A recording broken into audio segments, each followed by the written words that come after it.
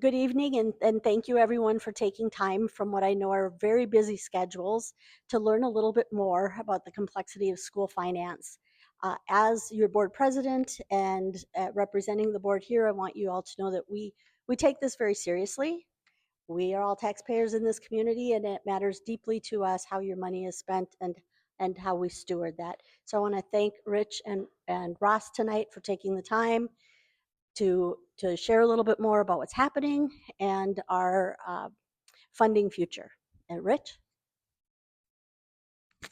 Thank you, Annette. And I also want to welcome everyone, and both folks who are here in person, and we also will be posting the video of this on our website. For the folks who watch the video, definitely feel free to reach out with any questions or thoughts that you have once you've had a chance to watch it. And without further ado, I'm going to turn things over to Ross, and he's going to share some information and then open it up for questions and discussion. Thank you. Good evening, everyone. My name is Ross MacPherson. I'm the Director of Business Services for the School District of Milton. Tonight, we're talking about what we're calling the School Finance Roadmap.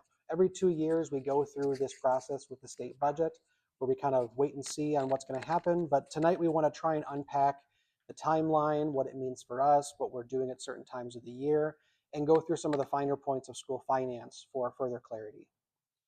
And why school finance matters so much is something that our board president just alluded to at the beginning here.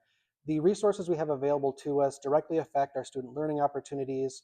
What decisions we make influence our property taxes and are ultimately determined by our home values in the area. Our community development is certainly always of mind when we're talking about our budget process. But in general, and the reason why we want to do this tonight is the Wisconsin school finance system is a poorly understood system and something that we should be doing more to educate the public about. And in that vein, we want to talk with what is probably one of the largest and most wordy slides of the evening, but that's intentional just to outline what the state budget process looks like. What's on screen right now is a timeline of what we look for every 2 years from the state when it comes to what will K-12 expect? What are we going to have available to us in a given year or planning for the upcoming year? And that follows a 2-year cycle that begins in July 1st of an odd numbered year and concludes on June 30th of the next odd numbered year. So each 2 years, we wait for the agency requests from all the state agencies, not just K-12, but the prison system, the UW system. All of those agencies are working on their budgetary request in September of an even numbered year. Those requests go to the governor's office, and they're collated all the way through fall and winter. And at the beginning of an odd numbered year, at the second point of this timeline, the governor starts to put together his or her budget proposal in a given year. Those proposals typically arrive to the legislature by February or March. There's usually a presentation about what the governor's priorities are and how he's responding to those agency requests. After that occurs, there's a waiting period. And that's when the legislative branch of the government and the Joint Finance Committee begins deliberation on the governor's proposals and any agency requests that are still outstanding. This might mean or result in more public hearings across the state, but during this process, the Joint Finance Committee reviews, modifies, and amends all those governor's proposals. Moving forward to late spring or early summer, we hope late spring, frankly, the legislature passes a final budget bill, and the state assembly and the state senate has to debate and vote on whatever budget bill comes forward. That version must be approved by both chambers. It cannot be different across those chambers. After that point, the governor then has the ability to review all that final budget proposal and perform any vetoes per his station in the government. The targeted deadline for all this work to get done is June 30th, because after that point, we are in the new biennium, and we hopefully have a budget in place before then. The last timeline point on here identifies when the budget becomes law. The question mark is intentional, as we've had many years, the last couple budget cycles, where a budget is approved after the biennium begins. As I said before, the biennial budget runs for a period of 2 years, July 1st to June 30th of odd numbered years. If a budget is not passed in time for the July 1st deadline, Wisconsin law does allow for budgets to continue under the previous budget that was written until a new one is signed. Why is this important? Because as all of this is happening, we are trying to do our own work. So meanwhile, school districts, including the School District of Milton, is following a similar process of budgetary planning. If you don't know, we approve our final budget for the school year in late October. 5 months into the school year, 4 to 5 months into the school year, excuse me. So as we start to collate these new requests coming from agencies, including the Department of Public Instruction, we're analyzing those requests and what it could mean for us. We're forecasting what outlook we can look forward to based on what we know and what we might not know and have to start guessing on. We're evaluating our enrollment projections, any changes to the housing area or market, new families moving in. We're looking at our staffing needs, which we're going to be discussing with our committee structure and our boards.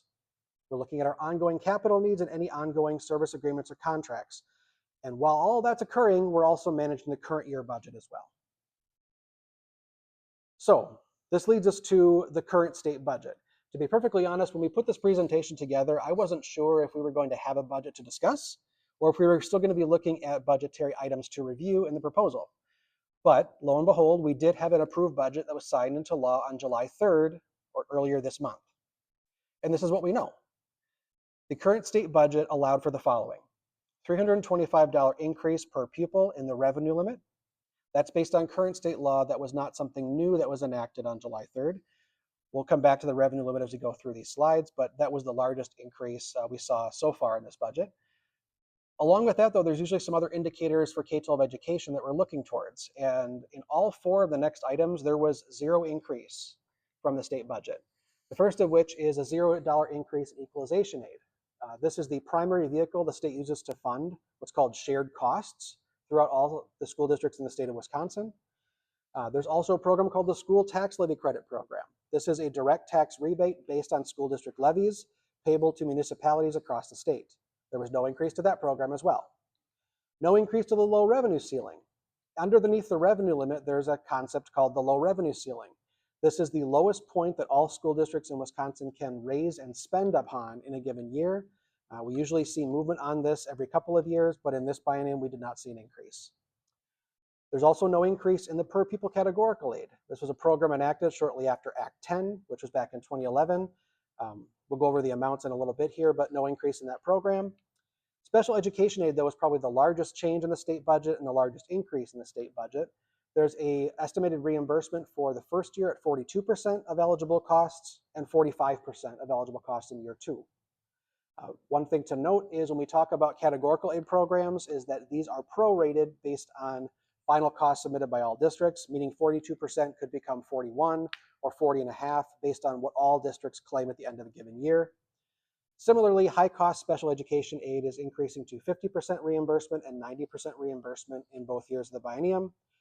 One thing to note on this program is it's a relatively small categorical aid program. It does represent serving the highest need students, those that have excess costs of special education, above $30,000 a year for each student. Open enrollment payments for inter-district enrollment is increasing $1,140 in year one and $928 in year two. And private school voucher payments are increasing $640 in year one, 25-26, and $428 in 26-27. So with that in mind, there are three major areas of school funding sources I want to cover tonight. One is the first of which is the revenue limit. This governs the vast majority of school budgetary authority. It's made up of two sources: local tax levy, which is funded by local taxpayers, of course, and the state share of that revenue limit represented by state equalization aid. If you recall from the last slide, there was no increase in equalization aid from the state in this state budget. So that is going to be something to be paying attention to during future budget development for this district and all other districts. State categorical aid programs, we briefly covered two of them in the last slide, but there are many others. Special education aid is certainly the largest. These are meant for excess costs of special education above and beyond regular education needs of all students. High cost special education aid, bilingual bicultural aid for our English language learners, and per pupil aid enacted by Act 10 back in 2011. And finally, federal aid programs, or federal grants, as you might hear them called. The major areas are comprised of two larger programs at the federal level: the ESEA grant programs, for example, Title I, and the Special Education Individual with Disabilities Education Act, or IDEA, flow-through grants for excess costs of special education. First, I want to talk about the revenue limit itself. This is a program that has been in place since 1993, designed to control how school districts control their budgets and spending for their local populace. The state imposed cap, this identifies how much revenue can be raised from a combination of state aid and property taxes. It's calculated using the graphic shown at the top of the slide, as well as these following items. There is a historical revenue base, or what a district has raised in a prior year, that's called the revenue limit base. Beyond that, the 3-year average of enrollment is used against a multiplier that is different for most districts in the state. A per pupil revenue adjustment, which is guaranteed by the state budget, in this case $325 per pupil, and then any exemptions that would apply to a given revenue limit calculation for individual districts. This could be an exemption due to a referendum on the books, an energy program that was approved by the state, a Department of Revenue adjustment. These vary based on the year and what's authorized by the state. That results in a total number, which is called a total revenue limit authority, that a school district can raise through a combination of, again, state aid and local property taxes. When we talk about the revenue limit, it's hard to ignore how much it has changed over time. Since 1993, the revenue limit program has been indexed on the increases allowed based on the rate of inflation in a given year. So typically you might see a per pupil increase of $200 per pupil or slightly more based on that indexing mechanism that the Department of Revenue and the Department of Public Instruction work through in each state budget. Something changed though in 2009, 2010, and that was the first year since 1993 that the legislature decided to decouple the revenue limit formula from the rate of inflation on those increases each year. And this graph shows what has happened between how revenue limits used to be calculated in state budgets and what has actually transpired for the last 15 years or so. And if you compare those two methodologies, what actually has happened and what the rate of inflation method would have resulted in, there's about a $3,500 gap per pupil identified in the Wisconsin school funding system that has been not funded, so to speak, in how we would expect to see school district revenues calculated in a given year. That has resulted in a rather marked increase in referendum questions in local areas. We recently had a question last fall that the voters approved for us to consider for future budgets, but it is an ongoing consideration for many school districts across the state as this gap gets wider and wider between what we can fund and what the state allows us to raise. Finally, the last thing on the revenue limit I want to discuss is when we talk about that $325 per pupil, it sounds like a lot of money, but there's a difference between increases to the revenue limit and what that actually means in terms of state funding. Simply put, increases to the revenue limit do not mean increases in state funding. Without a change in the state share of that revenue limit increase, that revenue limit increase could become only a property tax increase. So that's something that we have to remember, that if you see any news stories around $325 per pupil and all this spendable money for school districts, the school districts have authority to raise that money, but that doesn't mean the state has kicked in any additional money for education. So how do they contribute to additional educational costs through this formula? That is coming through the equalization aid component of the revenue limit itself. As I've stated a number of times in the last couple of minutes, the state shares school district revenues by providing aid under the revenue limit based on 3 major factors. So there's ratios created based on total taxable property within a school district's boundaries, the actual spending within a school district in a given year, or in the prior year, rather, and the student enrollment in the given district. Those 3 items are then compared against each other and create ratios. So you have a spending amount per pupil, you have a property value per pupil. Those ratios are compared with all other school districts across the state. And that is how aid is distributed. Typically, the equalization aid formula favors those that have a lower spending profile per pupil and those that have a lower property value per pupil. As a general rule of thumb, that's the most of the way we call it equalizing the need across the state level. So a higher poverty area would see a higher aid under the revenue limit. A higher property value or a higher spending per pupil would mean you get less aid from the state for the same amount of costs. Okay. Another way to look at that is the equalized property value on the left of this slide, and the spending, or what's called the shared costs in the equalization aid formula, are at the left here. Those are divided into the student membership or enrollment in a given district, and those ratios are how all school districts are compared, and the state directly funds K-12 education. Okay. Beyond the revenue limit, there are multiple categorical aid programs. I've mentioned a few already, but I want to go through a few more of those and what those look like mechanically for when we're planning our budgets. Categorical aid programs by themselves are provided for specific educational purposes, typically to offset mandated or higher cost services, special education aid being by far the largest one that the state funds right now. This is for additional educational services or any requirements dictated by IEPs or individualized education programs for each student. For a real world example, we'll look at the most current school year that we just completed, the 24-25 school year. The reimbursement level was 30.6% based on eligible cost of all submitted districts during 23-24.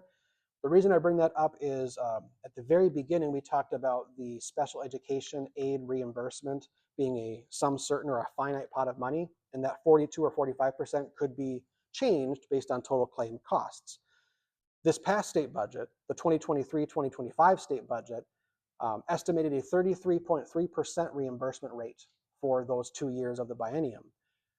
As you can see on here, the most recent year we completed, the reimbursement rate was lower than that. It was 30.6, meaning that the actual claims or the actual eligible costs submitted by all districts was higher than the state anticipated, so they had to bring that percentage down to make sure that pot was distributed equally to all school districts. High cost special education aid is another program that serves the highest need students in a given school district. This is for students with an excess cost of $30,000 or more per year. The current reimbursement rate for 24-25 was 25.9%.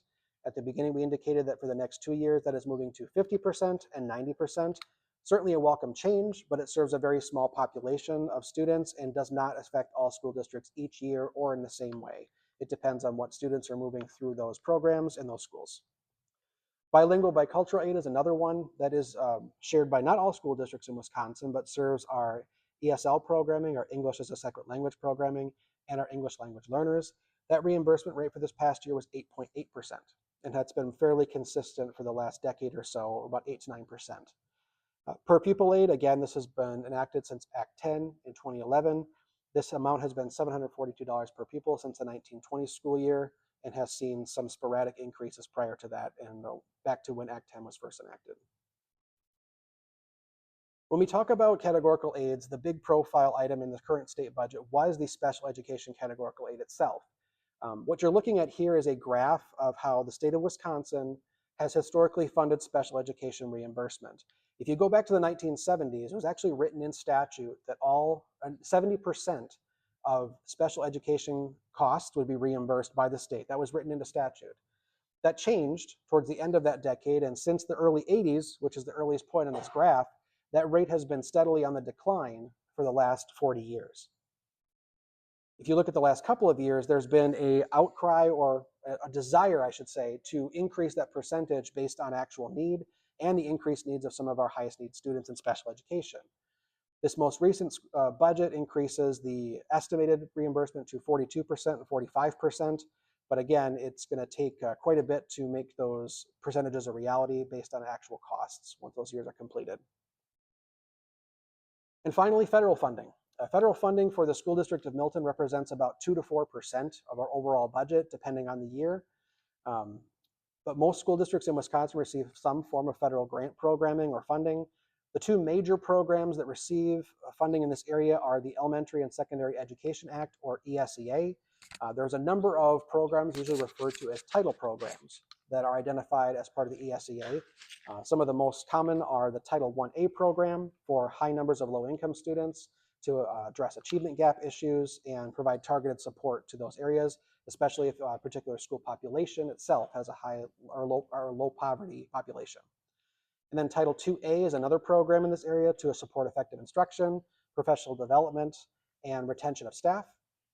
Other than the ESEA, there is, again, the Individual with Disabilities Act, or IDEA, that ensures children with disabilities receive a free and appropriate education, sometimes referred to as FAPE, and is in the least restrictive environment as guaranteed by federal law. The use and authorization of these funds are awarded each year based on entitlement grants and awards through the Department of Public Instruction and controlled and monitored by the same agency. In summary, and I know that was a lot to put in about 10 slides, so thank you for sticking with me this far. We do have quite the mix of state, local, and federal funding that we have to incorporate into our budget planning each year.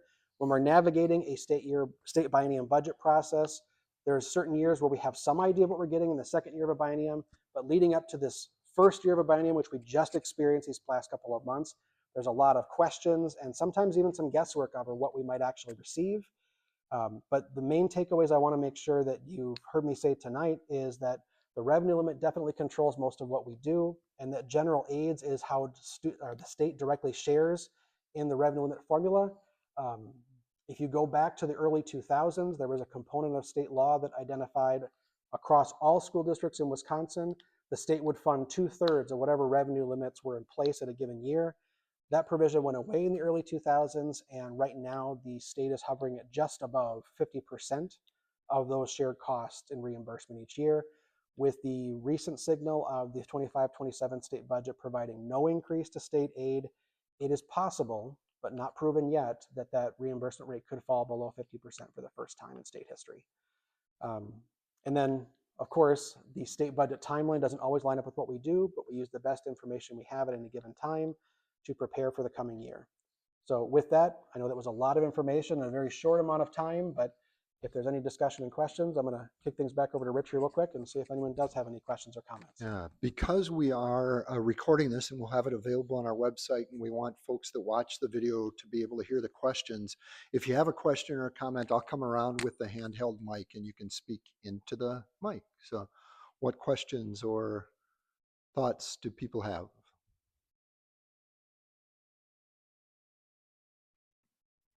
Let's say it couldn't have been that good. So Thank you, Ross, for the information. So my question is the categorical aid, the special aid, special education aid.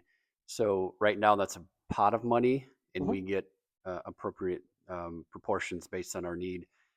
Has it always been that way, or when it was back in 70% levels, was that actual reimbursement of 70% of our actual costs? No, the same methodology was used. The difference was that in the 1970s, it was actually written into statute that that 70% reimbursement was guaranteed. So that was actually a point where we had was what would have been called sum sufficient. So 70% meant 70%. So we could plan on that in a given year based on prior year actual costs. It wasn't until after that was removed from statute, and I can't cite you exactly when that happened, unfortunately. It became a sum certain appropriation, indicating that the state would identify that pot of money and they would estimate that percentage. If they were wrong, they would just adjust the percentage at the end to make sure they spent that pot they planned on spending. Thank you.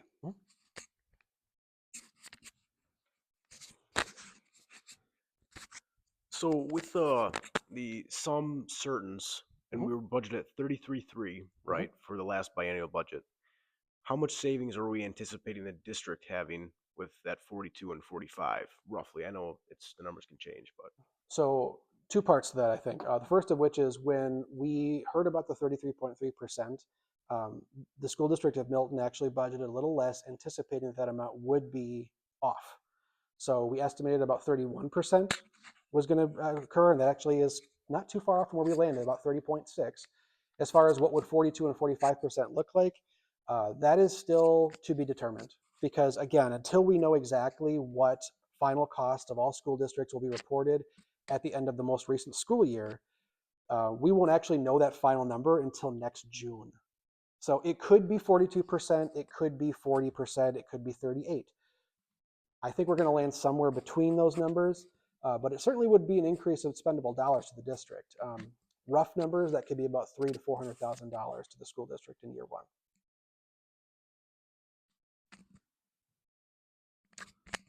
Thanks, Ross, for all the information. It's been very helpful. One of your last slides was on federal funding. I know this is a bit of a moving target right now, but is anything that you listed here affected by the dismantling of Department of Education, or is it being moved to a different house, or do we not know at this point? Yes and yes. There is certainly some consternation around what is happening at the federal level. I do not have clarity on what this means for us. Most recently, we reported to the Board of Education that there is a lot of federal programming under review by the White House. And while that has not signaled that a lot of this money is being removed or directly rescinded, that could still happen. What it means is we have not received our awards for the coming year. Typically, we would have received our entitlement awards through the title programs and the IDEA program by July 1st of the year, so we know what to plan for. Right now, a lot of us, including the school district of Milton, is looking at our carryover amounts based on previous years so we can start programming for the year without interruption. But it is anticipated that by September, we should have some indication of what those federal awards are looking like, or if possible, if those were to be rescinded or removed.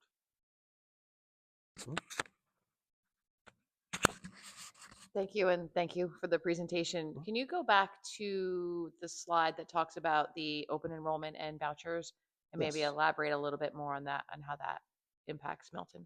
Sure. So open enrollment is a program by which that all public schools in Wisconsin, or all students in public schools in Wisconsin, can apply to attend other school districts based on available space, programming, and their own personal desire to attend a given district. If the if the destination district accept that student, the open enrollment program allows for a transfer of aid dollars between school districts. And that's all handled through the Department of Public Instruction. Some districts have more students coming into their district or some have more leaving their district. For the school district of Milton, we currently have more students open enrolling into our district than out. So as this multiplier increases, as the per pupil amount changes under open enrollment, we get more money for each scenario. So students that come in now represent more money coming into the district through an aid transfer, and vice versa. So some school districts are going to be affected positively in the short term by an increase in the open enrollment rate. Some that have more students leaving the district will suddenly see an expense appear in their budget that they may not have been planning for. On the voucher side, this is quite a bit different. So private school voucher payments for the state of Wisconsin were not a thing until the 16-17 school year. This was the first year that school districts were required to record any students identified in the school district boundaries that had elected to attend a private school program funded by state dollars. So the Department of Public Instruction each year takes account of all students who have enrolled in private school voucher programs that are authorized by the state. That student number is transited to the school district right before we approve the budget in October. And that amount, let's say, I'll use a previous historical amount, it's about $11,000 per student.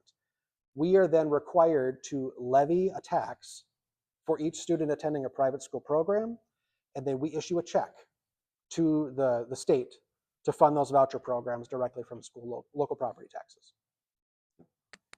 Just as a follow-up to that, Ross, and I don't want to put you on the spot if you don't have these numbers in front of you, but do you have, you had given an estimate of what those private school voucher payments, what that amount is per student. Could you speak to how that amount compares to resident student per pupil payment and what the open enrollment payment would be with that $1,140 increase? Yeah, I don't have those numbers directly in front of me, but I'm glad you mentioned that because for the last couple of years, the voucher school payments have been lagging around the local revenue limit per pupil amount. And for the first time in the last 2 years, now the voucher payments for each student is actually higher than our local revenue limit per pupil. So while we're currently raising about $11,650 in our revenue limit per pupil right now, the voucher payments for next year, there's 3 levels, first of all, which make it even more confusing. For voucher schools that are a K-8 only, there's a certain multiplier. If they're a high school program or a 9-12, there's another multiplier. And if they're a special needs scholarship program, there's another multiplier. The lowest multiplier is now at the same level or just above what our revenue limit is locally. So it's definitely gotten a lot higher in the last couple of years. Other questions or thoughts from folks in the audience?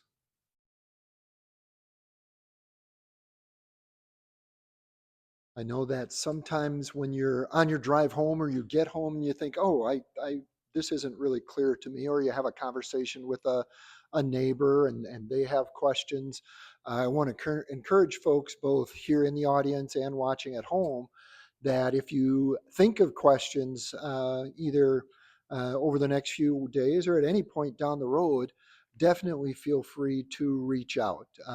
As Ross shared, the budget for the school district gets finalized during October. The school board will be working on that.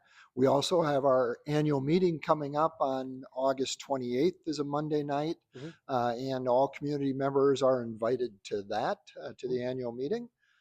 So if there aren't any other questions or thoughts from the audience, I want to thank Ross for preparation and for the presentation, and thank all of the audience members for being with us tonight. Thank you very much.